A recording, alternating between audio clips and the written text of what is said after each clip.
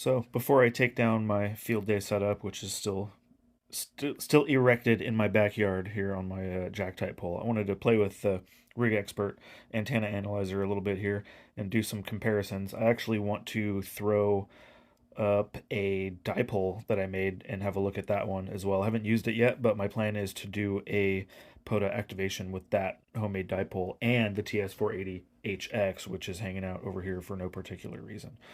So let's have a look here.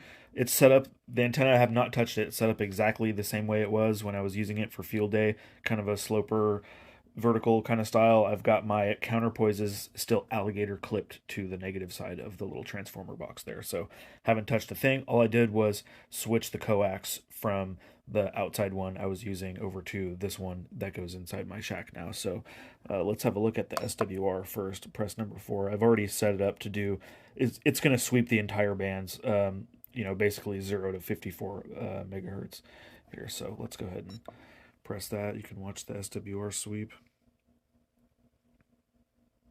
And this is just a cheapo end fed I got on eBay. It was like 30 bucks.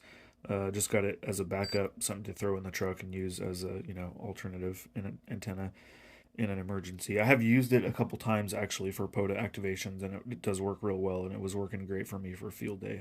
This being a multi-band antenna, essentially it's not resonant anywhere. You got to use your tuner and kind of, basically your tuner can do the rest here. Just about any radio can tune any of this for any ham band. Maybe not if you're going to use 160, obviously.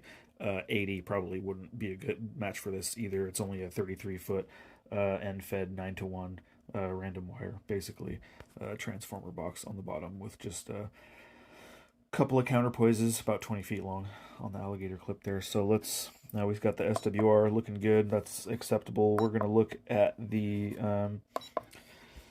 basically the impedance, the reactance and capacitance here. The solid line is going to be the reactance and the dotted line is going to be the capacitance, which you can see is kind of just all over the place, right? So as you can see, the antenna is not resonant anywhere.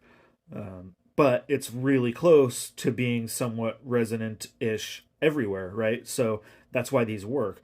Is they're just good enough, right? They're a compromised antenna. They're not built. They're not built for ultimate efficiency or anything like that. So I'm gonna go take this antenna down.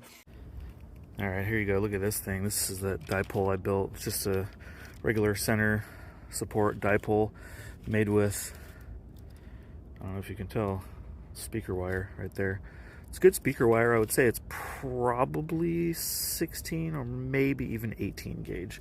And then I just got that attached to a whole heck of a lot of twin lead. This is 450 ohm ladder line, some people would call that. Just open wire feeder, so very efficient, not very lossy at all.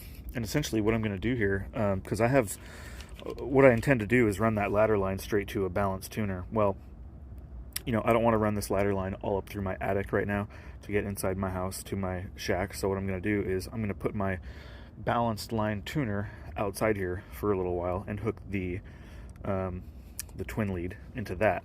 And then my outside coax, I'm just going to run to my tuner just for testing purposes. Obviously, I'm not about to leave my, old manual tuner outside. So there you have it. Let's get this guy up. All right, now we got the MFJ tuner outside to test our ladder line dipole there going inside the house. Coax goes in the house. Dipole. Was kind of exploring around here with that dipole setup here, and I pulled up. This is basically like 15 meter FT8 frequency, 21072, I believe. Very low SWR. You can see the Z there. The impedance is 43.6, so pretty close to 50. Capacitance is kind of high at I wouldn't say kind of high, 23 to 2500 picofarads. Not crazy. So it's looking really good, but it's actually better. If you want to look, here goes the graph of reactance and capacitance. You can't see the dotted line because it's on that 0 axis in the middle. But what I was also looking at is just the SWR plot on this thing. I mean, look at that. So down lower in this band, it's going to be even better. Now we're getting into, unusable frequencies here, but let's go right there. 824.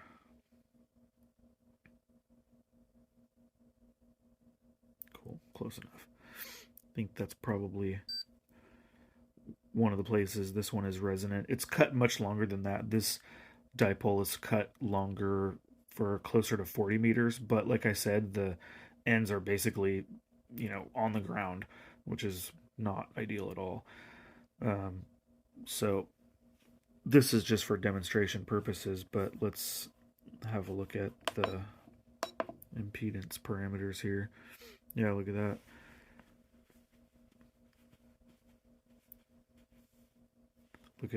Look at the meter bouncing from reactance and capacitance right there. That's basically perfect. That's like perfect resonance right there.